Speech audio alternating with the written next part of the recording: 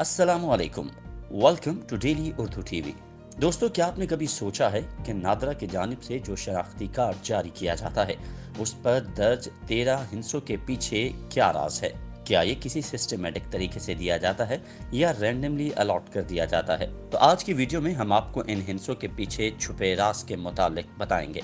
दोस्तों, जैसा कि आप जानते हैं कि शनाख्ती कार्ड नादरा की जानिब से इशू किया जाता है और हर बालग को नादरा से रजिस्टर्ड होना लाजिम होता है। रोजाना कहीं ना कहीं इस कार्ड का इस्तेमाल करना पड़ता है, चाहे स्कूल में दाखिला करना हो या अदालत कचहरी के मामलात हों। शनाख्ती कार्ड के बगैर कुछ नहीं हो सकता।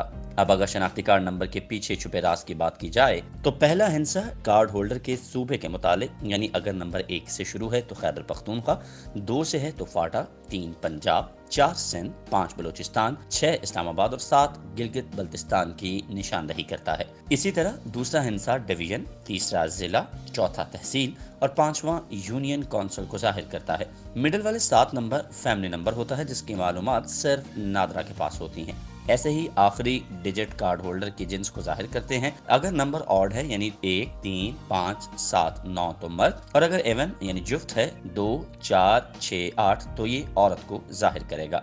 दोस्तों, अगर आपको ये वीडियो पसंद आई हो तो लाइक, शेयर और कमेंट में अपनी राय बताएं। शुक्रिया और अल्लाह हाफिज।